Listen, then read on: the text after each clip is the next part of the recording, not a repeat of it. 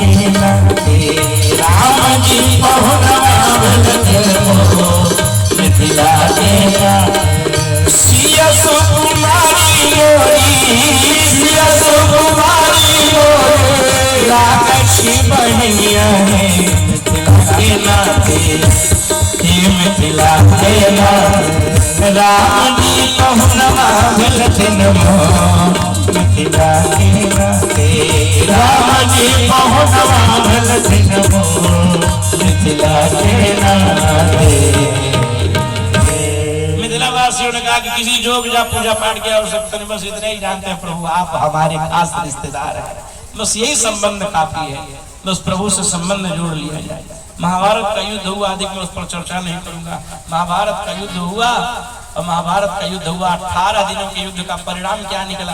बोले भगवान श्री कृष्ण यत्र योगेश्वर कृष्णो यत्र पार्थो धनुर्धरः तत्र श्रीर्विजयोर्भूतो ध्रुवा नीतिर्मतिर्मम। जब युद्ध हो रहा था तो संजय से धृतराष्ट्र ने पूछा कि एक बात बताओ युद्ध में क्या हो रहा है, क्योंकि धृतराष्ट्र दोनों आंखों से अंधे थे और संजय सकुशल देख रहे थे, तो लाइव टेलीकास्ट उनको सुना रहे थे, बता रहे थे क्या क्या हो रहा है। तो बोला बताओ क्या हो रहा है? बोला सही सुनोगे कि झूठ? बोला नहीं सही ही सुना। तो उन्होंने कहा कि यत्र योगेश्वरः कृष्णो यत्र पार्थो धनुर्धरः तत्र श्रीर्विजयोर्भूतो ध्रुवा नीतिर्मतिर्मम। ये शास्त्र कहता है कि जिधर पुरुषार्थ खड़ा है उधर ही तो पार्थ रूपी भगवान कृष्ण खड़े हैं। जिधर अर्जुन खड़े हैं पुरुषार्थी अर्जुन, उधर ही भगवान कृष्ण कन्हैया खड़े हैं। और जिधर कृष्ण खड़े हैं महाराज, नीति भी कहती है और ये मेरी मति भी कह रही है, नीति मति ममा क्या कि तत्र विजयोर हुआ, जय जयकार उधर ही होता है, विजय उधर ही होती है। तो जय जयकार तो पांडवों की होती है। जब सारे कौरव मार दिए गए, पांडव बड़े प्रसन्न हुए, जय जयकार हुआ पांडवों का।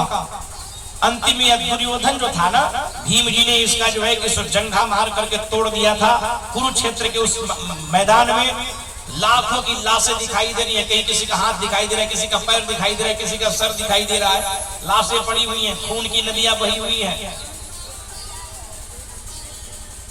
और वहां उस बीच में यह दुर्योधन अपनी मृत्यु की राह देख रहा था। एक बात याद रखिएगा, कुकर्म करने वाले व्यक्ति को मौत भी समय से नहीं नसीब होती है। सच्ची बात बता रहा हूं, जीवन में जो अन्याय अधर्म किया होगा ना, वो बिस्तर पर ही पड़े पड़े मौत भी मांगता है, लेकिन मौत भी उसको जल्दी मिलती नहीं है। क्यों? क्योंकि पाप के फल जमीन पर ही भोग के जाएंगे। आपने जो भी कुकर्म किया है, जो भी अन्याय अधर्म आपने किया है, उसका फल इसी धरती पर भोग करके ही जाता है।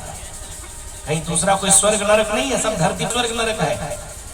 दुर्योधन जीवन का अंतिम सांस बन रहा था, मौत मंगा रहा था, मौत मांग रहा था, लेकिन मौत भी उसकी नसीब नहीं हो रही है। जगह जगह सियार भेड़िए गिद्ध जो है कि लाशों को नोच नोच करके खा रहे थे।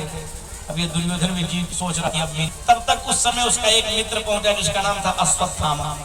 अश्वत्थामा गुरु द्रोणाचार्य जी का पुत्र पहुंचा उस विपत्ति में और पहुंच करके अपने मित्र को गोद में उठाकर बोला, अरे मित्र तुम इस परिस्थिति में हो, मैं तुम्हारी क्या सहायता कर सकता हूँ, क्या मदद कर सकता हूँ? दुर्योधन ने कहा कि मित्र मैं इस बात से प्रसन्न हूँ कि तुम इस विषम परिस्थिति में मेरे सहायक बनकर के आए हो। शास्त्र कहता है कि 4 लोगों की